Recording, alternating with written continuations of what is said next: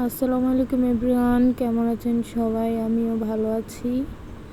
আজকে আপনাদেরকে রান্না করে দেখাবো সরিষার তেল দিয়ে বেগুন ভাজা আর ইলিশ মাছ ভাজা। বেগুনগুলো ভাজি করতেছি, দেখেন কি সুন্দর কালার, খেতে অনেক মজা। বেগুন ভাজা কি সুন্দর দেখা যাচ্ছে কালারগুলো।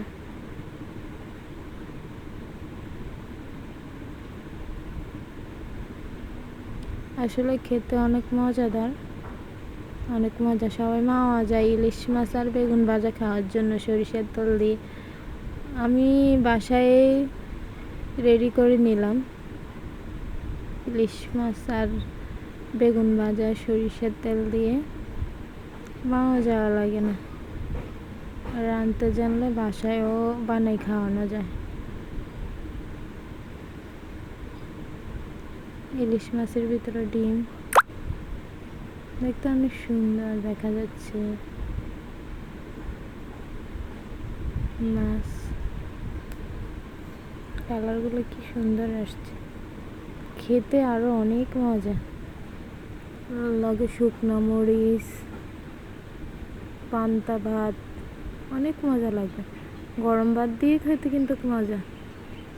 কি সুন্দর কালার আসছে, কি সুন্দর দেখা যাচ্ছে কালারগুলা।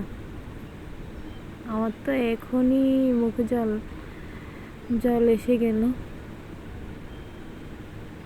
দেখতে এত সুন্দর, খাইতে তো আরো মজাই হবে। মাছ ভাজা শেষ, বেগুন ভাজাও শেষ, সাথে শুকনো মরিচ,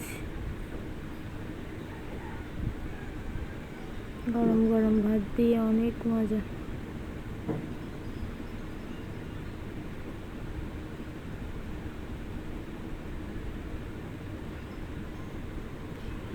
আপনাদের সাথে শেয়ার করলাম। আল্লাহ হাফেজ।